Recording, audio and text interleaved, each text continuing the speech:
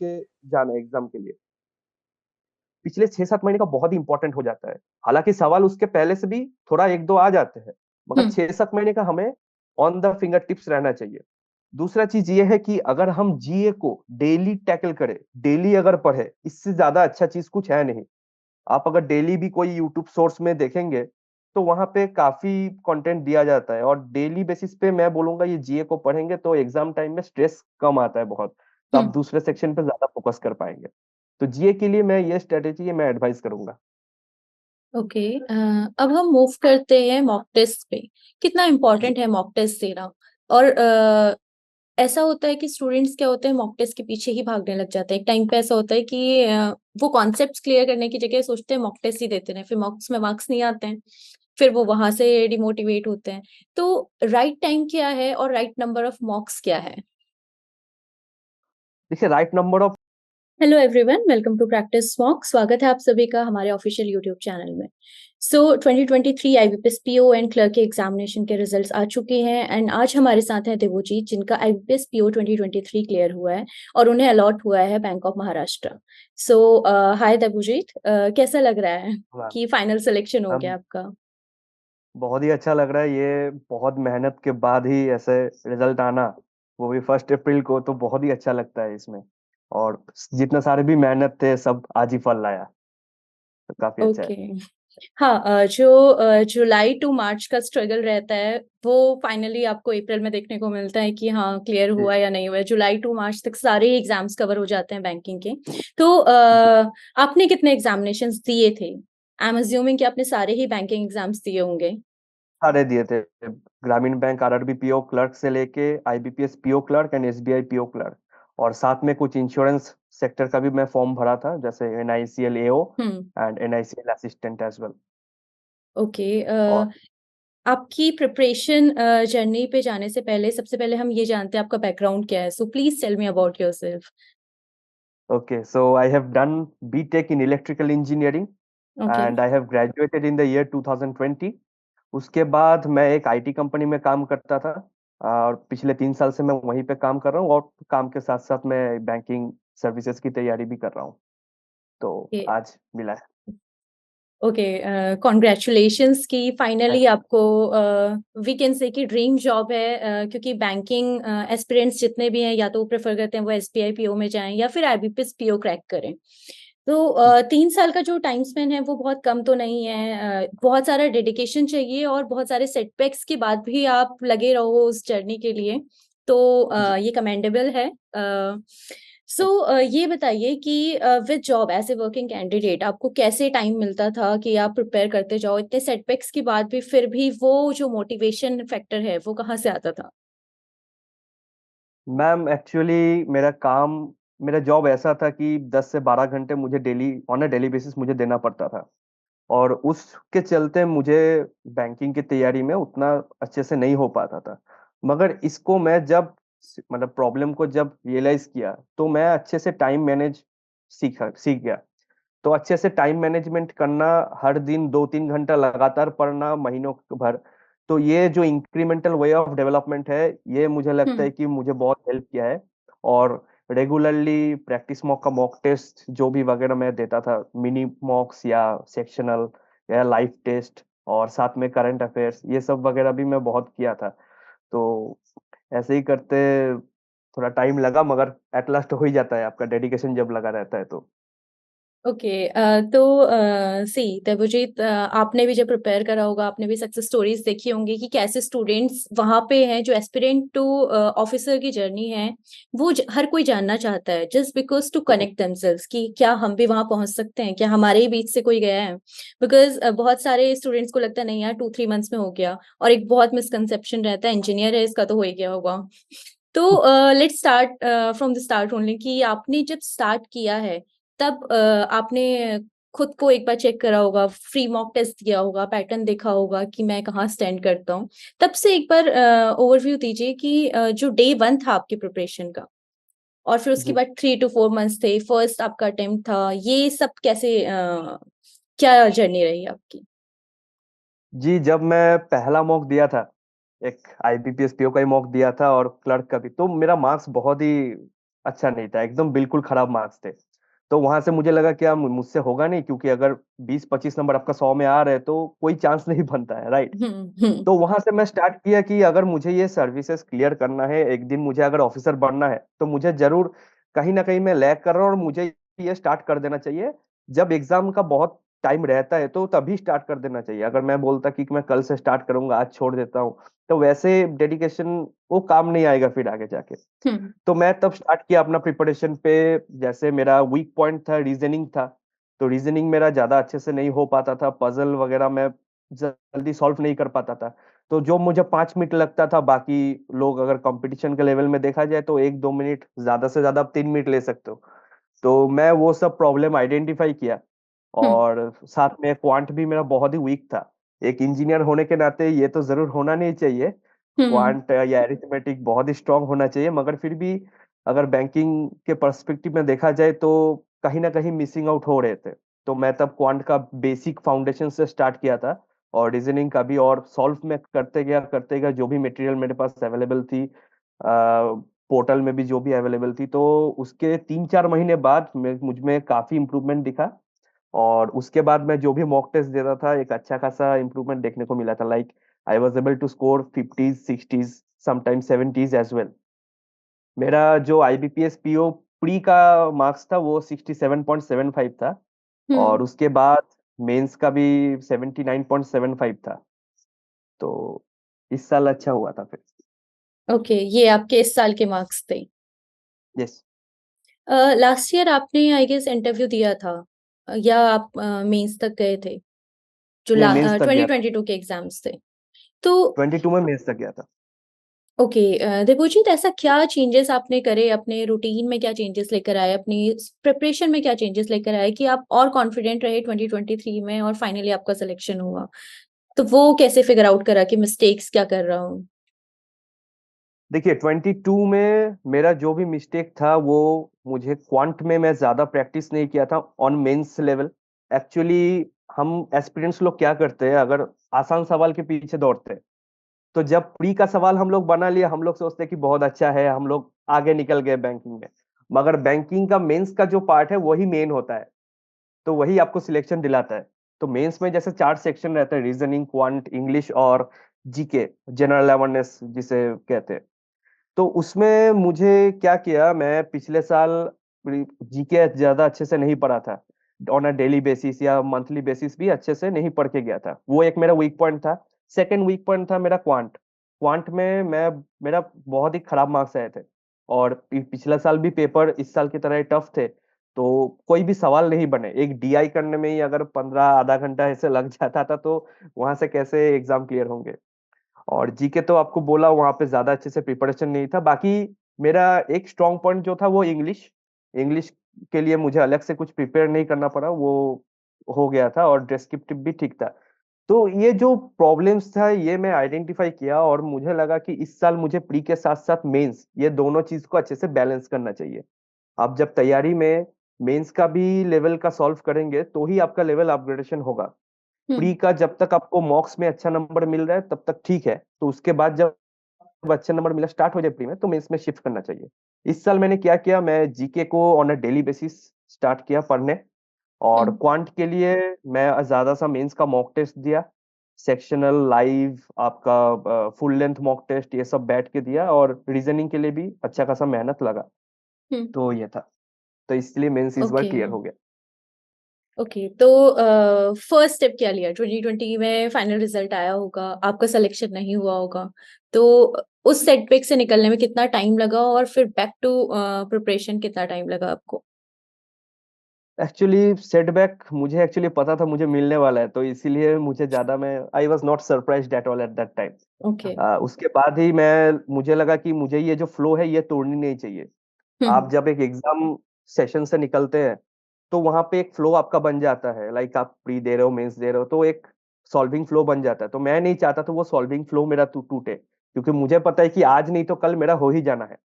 हम्म। और अगर प्रैक्टिस करेंगे तो डेफिनेटली होगा। बस थोड़ा टाइम लगता है, मगर अगर भगवान चाहे तो जरूर होगा। तो उसके बाद थोड़ा सा, ठीक है, वो एक छोटा सा सेटबैक था, मगर उसके बाद ही मैं स्टार्ट हो गया था 1-2 दिन में। फिर अपना पढ़ाई स्टार्ट कर दिए थे और उसके बाद हो ही गया। ओके, तो वही है कि डेडिकेशन और जो ये कॉन्फिडेंस है खुद पे कि आज नहीं तो जी कल, कल नहीं तो परसों, तो वो एक गोल ऐसा होना चाहिए कि बस यही चाहिए, यही अचीव करना है। जी ओके, तो let's talk about reasoning. Reasoning से स्टार्ट करते हैं। रीजनिंग में सिंस आपने बताया कि प्रीलिम्स में भी आपको 2 मिनट से ज्यादा नहीं लगने चाहिए, कोई भी आपका पजल हो या फिर कोडिंग डिकोडिंग है, ब्लड रिलेशंस भी हैं। प्रीलिम्स भी थोड़ा आजकल ट्रिकी आने लगा है, पहले बहुत इजी आता था, बट अब वो थोड़े बहुत ट्रिकी पॉइंटर्स वहां पे रहते हैं जो आप वहां पे नहीं कॉम्प्रिहेंड कर पाते हो। प्रीलिम्स है आपका स्पीड गेम, कि आपकी स्पीड अच्छी है, आपने कर लिया। मेंस के बिल्कुल। लिए जो लेंदी पजल्स हैं, इनपुट आउटपुट के क्वेश्चंस हैं, क्रिटिकल रीजनिंग है, ये सब आपने प्रिपेयर कैसे किया? आपने मेंस के लिए सेपरेटली करा या स्टार्टिंग में ही करा? एक्चुअली मैं पहले प्री का किया था और प्री का खत्म होने के बाद ही मैं मेंस का कंटेंट पे शिफ्ट हुआ था। और एक्चुअली बोला जाए तो दोनों साथ साथ ही चल रहा था। मैं एक्चुअली मेरा रीजनिंग का ये स्ट्रैटेजी था कि जब मेरे आसान सवाल या पजल बन रहे हैं तो उसके बाद मैं थोड़ा मेंस लेवल पे शिफ्ट कर जाऊं। तो हम्म। ये मैं बोलूंगा पैरेलल वे ऑफ लर्निंग जिसे कहते हैं, तो पैरेलली मैं दोनों को हैंडल कर रहा था। आपका अगर कहा जाए एग्जाम का स्ट्रेटेजी क्या था, तो वहां पे मैंने ज्यादातर क्रिटिकल रीजनिंग पे पहले फोकस किया था। क्योंकि मैं ये देखा था एक रीजनिंग का जो पेपर था इस साल बहुत ही हार्ड आया था। और मैं हम्म। ये एग्जाम में पहले ये किया था कि सारे क्वेश्चंस को स्कीम डाउन करना, पहले हम्म। एक छोटा सा ओवरव्यू लेना। हम्म। उसके बाद मैं फिगर आउट किया कि अगर मैं क्रिटिकल रीजनिंग पहले सॉल्व करता हूँ उसके बाद पजल पे शिफ्ट करता हूँ तो ये मेरे लिए अच्छा होगा। तो हम्म। क्रिटिकल रीजनिंग के लिए मैं थोड़ा बहुत अपना खुद का पढ़ाई किया था और उसके बाद एग्जाम में भी अच्छा खासा क्रिटिकल रीजनिंग इस बार आया था। तो वहां पे वो कर दिया था और उसके बाद एक पजल सॉल्व किया था। आपका मेंस में तो उतना नहीं हो पाया था रीजनिंग का, हम्म। मगर फिर भी मैं मेरा एक्यूरेसी बहुत हाई था। तो मुझे I was sure that all my answers on critical reasoning will be correct. और 10 पजल एक सॉल्व किया था। तो यहाँ पे क्या था कि हमें ज्यादा और प्रैक्टिस करना ही पड़ेगा। मेंस हम्म। लेवल कंटेंट हमें हमारे पास रहना चाहिए और कोई एक ऐसा सोर्स जहाँ पे सब रेडीली अवेलेबल हो, वहां से हम लोग उठा के कर सकते हैं। जैसे अगर मैं कहूँ तो प्रैक्टिस मॉक का ही जैसे मॉक टेस्ट है, सेक्शनल मॉक्स। तो इसमें काफी मुझे हेल्प किया था कि आप जब एक सेक्शन वीक है तो आप एक सेक्शन को ही टारगेट करके वो रीजनिंग का सेक्शन और मॉक आप उठा लेंगे। तो वहां हम्म। से मैं ऐसे 4-5 मॉक्स मिले थे तो बहुत काफी था। और वैरायटी ऑफ क्वेश्चंस सॉल्व करना, जैसे अभी आप थोड़ी देर पहले कहे कि प्रीलिम्स में भी आजकल सवाल ट्रिकी आने लगे हैं। हम्म। जी इसका मैं बिल्कुल एग्री करता हूँ, क्योंकि 2-3 साल पहले हम लोग रीजनिंग का पेपर में अगर प्री का देखा जाए तो सिलोगिज्म 5 आते थे, इनइक्वालिटी हम्म। 5 आते थे। या। 10 नंबर आपको, मतलब 2-3 मिनट में जिसको आएगा 2-3 मिनट में हम्म। 10 नंबर उठा लेगा। हम्म। अभी वो केस नहीं है। कोई कोई शिफ्ट में इनइक्वालिटी आती भी नहीं है, कोई कोई शिफ्ट में आपको सिलोगिज्म नहीं भी आती है। अभी या तो 2-3 आते होंगे, इससे ज्यादा नहीं आते। तो उसके जगह पे रिप्लेस किया है पजल हम्म। या कोडिंग डिकोडिंग, थोड़ा सा ट्रिकी देने लगे। तो ये ट्रिकी सवाल को सॉल्व करने के लिए मैं तो यही कहूंगा कि एक रेडीली मेड सोर्स अवेलेबल होना चाहिए, जिसके लिए हमें उसे ही फॉलो करना चाहिए और प्रैक्टिस भी करना चाहिए। ओके, तो अगर मैं इसे पूरा ही समराइज करूं तो बेसिकली आपने रीजनिंग को एज ए सेक्शन अलग से टारगेट करा है, because reasoning is new for everyone. ऐसा नहीं है कि ये वाली रीजनिंग आपको ग्रेजुएशन में किसी भी ग्रेजुएशन में पढ़ाया जाता है तो आपको उतनी ही प्रैक्टिस जी। करनी है, और रीजनिंग प्रैक्टिस से ही आती है, कॉन्सेप्ट्स वहां पे है ही नहीं कुछ। ऑलराइट, तो क्वांट आपने कैसे स्टार्ट किया? क्वांट में क्या स्ट्रेटेजी थी आपकी?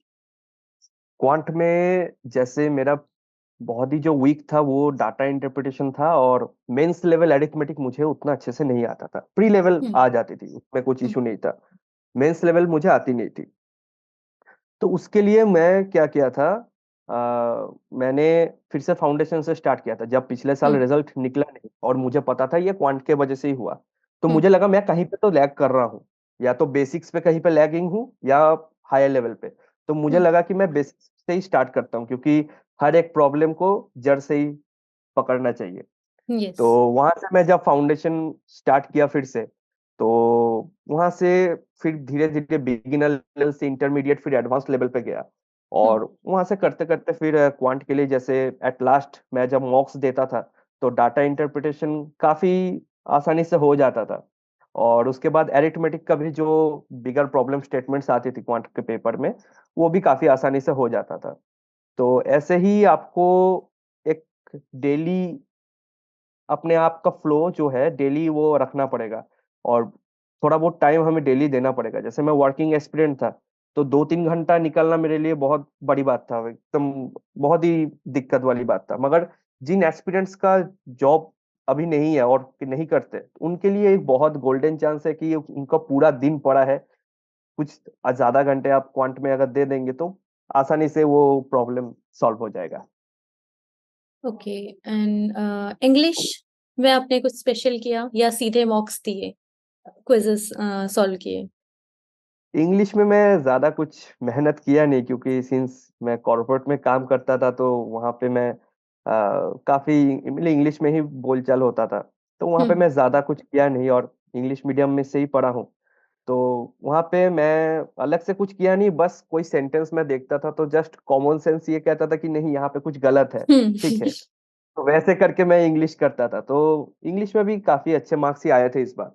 तो अलग से कुछ किया नहीं था, बस हम्म। डायरेक्टली मैं मार्क्स दिया इसमें। हम्म। ओके। अगर हम बात करें जीए की, सिंस आपके अगर देखा जाए ओवर द इयर्स 2-3 इयर्स से अगर हम देखें, जीए बहुत इन डेप्थ पूछा जा रहा है। पहले ऐसा होता था कि आपको नॉर्मल जो डे टू डे भी अगर इवेंट्स हो रहे हैं, कुछ स्पेशल इवेंट्स हो रहे हैं, आपकी रिपोर्ट्स हैं, इंडाइसेस हैं, ये सब पूछ लेते थे। बट आजकल ये पूछते हैं कि 2-3 इयर्स से पहले अब कितना इम्प्रूवमेंट है या कितना कम हुआ है। बहुत मतलब इन डेप्थ जो है क्वेश्चनिंग वो हो रही है। तो जीए को आपने कैसे बहुत। टैकल किया? देखिए, जीए का अगर कहा जाए तो पहले ऐसे सवाल आते थे, आप अगर कोई भी मंथली पीडीएफ पढ़ लेंगे ना, तो हम्म। वहां से डायरेक्ट सवाल आ जाते थे। या। अभी वैसा नहीं आ रहा है। मैं अगर पिछले साल 23-24 पीओ मेंस का बात करूं, तो हम्म। वहां पे ये ऐसा आता था ना कि आपको क्वेश्चन दे दिया और वहां पे हम्म। ABCDE ऑप्शन आपको दे दिया। हम्म। उसके बाद आपको ऑप्शन दिया कि choose any, select the correct option, like 1 और 2 करेक्ट, 2 और 3 करेक्ट। तो इतना डीप में आपको पढ़ना पड़ता है। हम्म। जैसे मान लीजिए कोई बैंक का आरबीआई ने फाइन लगाया है, फॉर हम्म। एग्जाम्पल मैं एक बात बताऊं, तो वहां पे आप तो पढ़ लोगे कि वहां पे कितना रुपए फाइन लगाया है। हम्म। सब एग्जाम में सवाल ये आएंगे कि किस लिए फाइन लगाया गया था। हम्म। तो ये जो डेप्थ है, ये इस बार बहुत देखने को मिला है। मैं IBPS PO mains, SBI PO mains और एनआईसीएल एओ का मेंस भी दिया था। तो यहाँ पे बहुत मुझे डेप्थ में देखने को मिला था। इसको टैकल करने का देखिए, मैं अभी एक ही चीज सजेस्ट करूंगा। अगर जिनके पास बहुत टाइम है, जैसे मान लीजिए अभी से जो प्रिपरेशन स्टार्ट कर रहे हैं, हम्म। फरवरी मार्च या अप्रैल से, मैं ये सजेस्ट करूंगा कि पिछले 6 महीने 7 महीने का अच्छे से पढ़ के जाना एग्जाम के लिए। पिछले 6-7 महीने का बहुत ही इंपॉर्टेंट हो जाता है। हालांकि सवाल उसके पहले से भी थोड़ा एक दो आ जाते हैं, मगर हम्म। 6-7 महीने का हमें ऑन द फिंगर टिप्स रहना चाहिए। दूसरा चीज ये है कि अगर हम जीए को डेली टैकल करें, डेली अगर पढ़े, इससे ज्यादा अच्छा चीज कुछ है नहीं। आप अगर डेली भी कोई यूट्यूब सोर्स में देखेंगे, तो वहां पे काफी कंटेंट दिया जाता है, और डेली बेसिस पे मैं बोलूंगा ये जीए को पढ़ेंगे तो एग्जाम टाइम में स्ट्रेस कम आता है बहुत। तो आप हम्म। दूसरे सेक्शन पे ज्यादा फोकस कर पाएंगे। तो जीए के लिए मैं ये स्ट्रेटेजी मैं एडवाइस करूंगा। ओके। अब हम मूव करते हैं मॉक टेस्ट पे। कितना जी। इम्पोर्टेंट है मॉक टेस्ट देना? और ऐसा होता है कि स्टूडेंट्स क्या होते हैं, मॉक टेस्ट के पीछे ही भागने लग जाते हैं। एक टाइम पे ऐसा होता है कि वो कॉन्सेप्ट्स क्लियर करने की जगह सोचते हैं मॉक टेस्ट ही देते हैं, फिर मॉक्स में मार्क्स नहीं आते हैं, फिर वो वहां से डिमोटिवेट होते हैं। तो राइट टाइम क्या है और राइट नंबर ऑफ मॉक्स क्या है? देखिए, राइट नंबर ऑफ मॉक्स की अगर कहा जाए तो जितना ज्यादा हो सके। वैसे मैं प्रैक्टिस मॉक का मॉक्स मैं फॉलो किया था, तो 21 मॉक टेस्ट था फॉर प्री। हम्म। और अगर मेंस का देखा जाए तो 10 to 15, हम्म। इंक्लूडिंग सेक्शनल्स। तो ये बहुत ही एक ज्यादा मॉक होता है, मोर देन एनफ जिसे मैं कहता हूँ।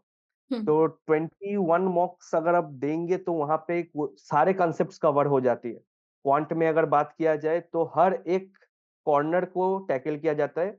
No stone is left unturned. तो हम्म। हर एक चीज को देखा जाता है, तो सारे चीज तो कवर हो ही जाएंगे।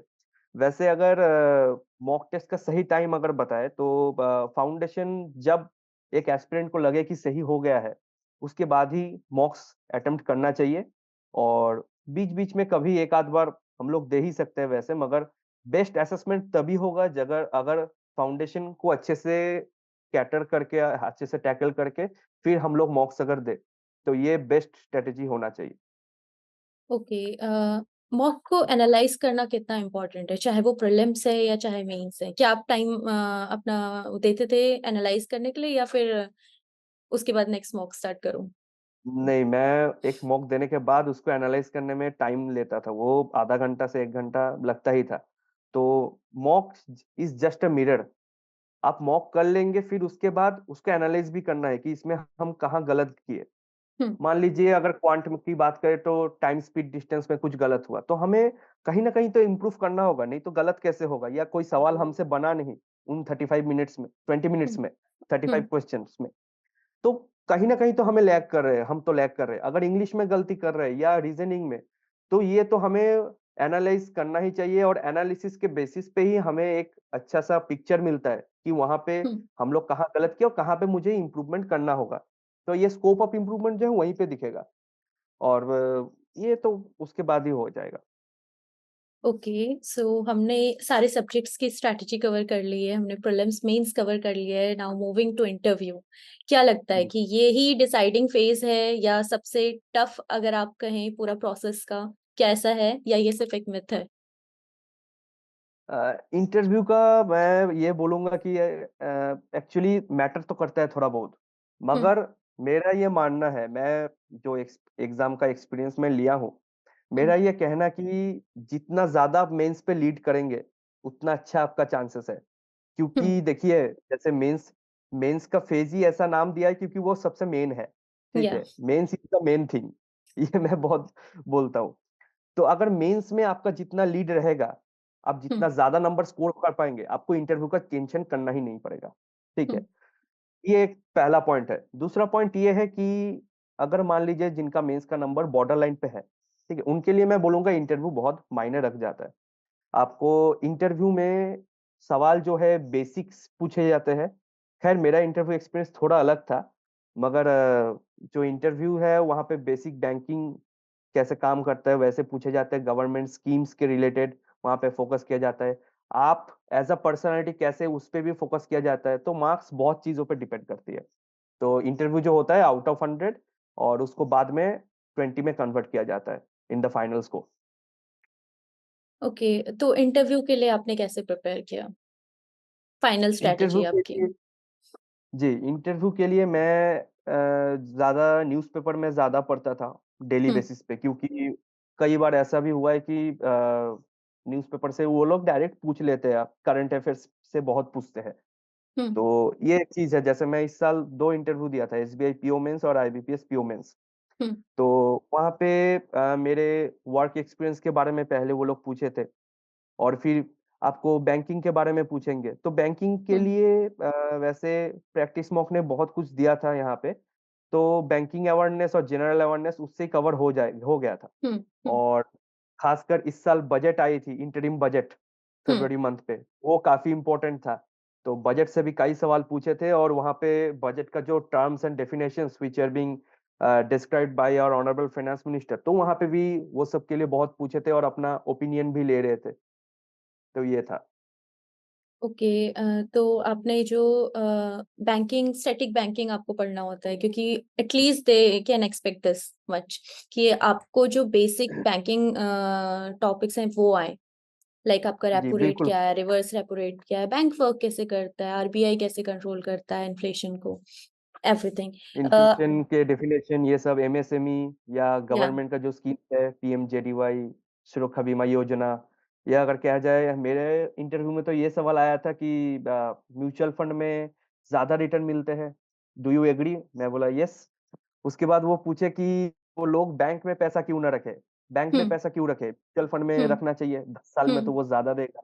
या। तो ये सब सवाल आपको सिचुएशन बेस्ड आएगा या ही। सिचुएशन बाद बेस्ड क्वेश्चंस आते ही हैं, बिकॉज अगर आपको बहुत। जीए नहीं आता, करंट अफेयर्स नहीं आता, तो जी वो दे कैन स्पेयर यू कि हाँ चलो ठीक है मेंस में पढ़ा है। बट सिचुएशन बेस्ड क्वेश्चंस में अगर आप नहीं उन्हें वो कर एक सेटिस्फैक्टरी आंसर नहीं दे पाए, तो वहां पे वो पर्सनालिटी असेसमेंट स्टार्ट हो जाता है कि ये बहुत प्रॉब्लम सॉल्विंग इसका वीक है, ठीक है। या और प्रेजेंस ऑफ इंटरव्यू माइंड में हम और कहें। एक चीज हम्म। और इंटरव्यू में और एक चीज जो देखा जाता है, आप स्ट्रेस को कैसे हैंडल कर रहे हो। या। जब शायद आप 2-3 सवाल आप नहीं बता पाए, हो सकता है हम्म ऐसे, हम हम्म अब सारे सवाल का जवाब नहीं दे सकते, ऑब्वियसली। सब नॉलेज नहीं होता है सबका।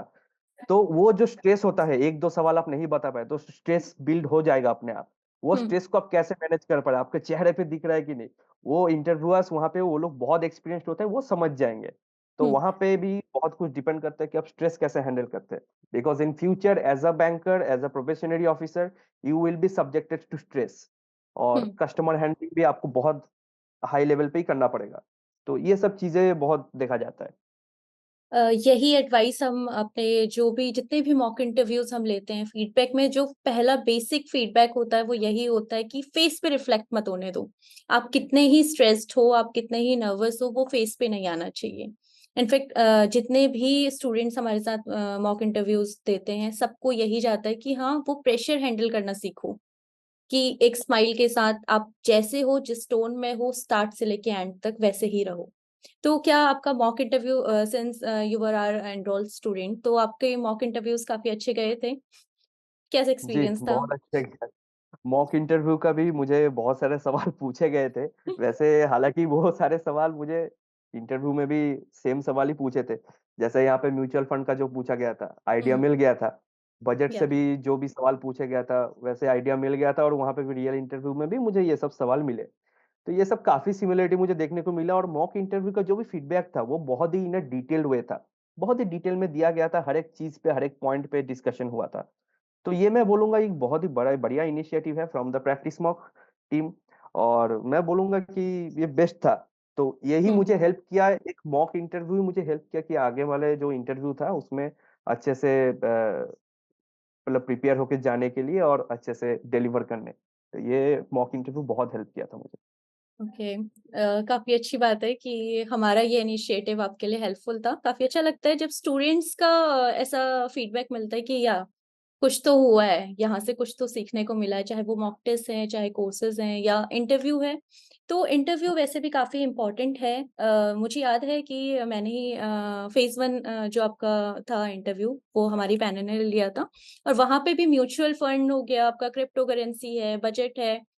तो यू वर लाइक हाँ, ठीक है, अगर नहीं भी आता तो पेशेंटली आप बता रहे थे, ठीक है, नहीं आता।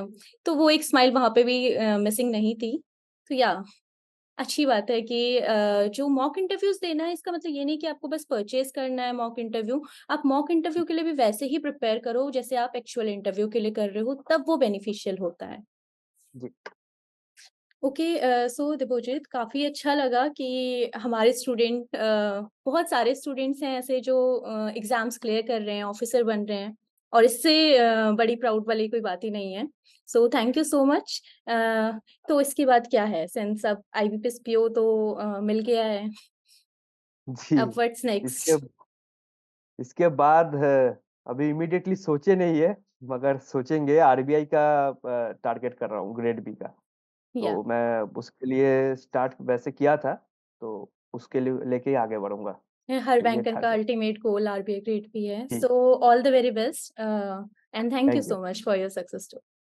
Thank you. Thank you ma'am, thank you for calling.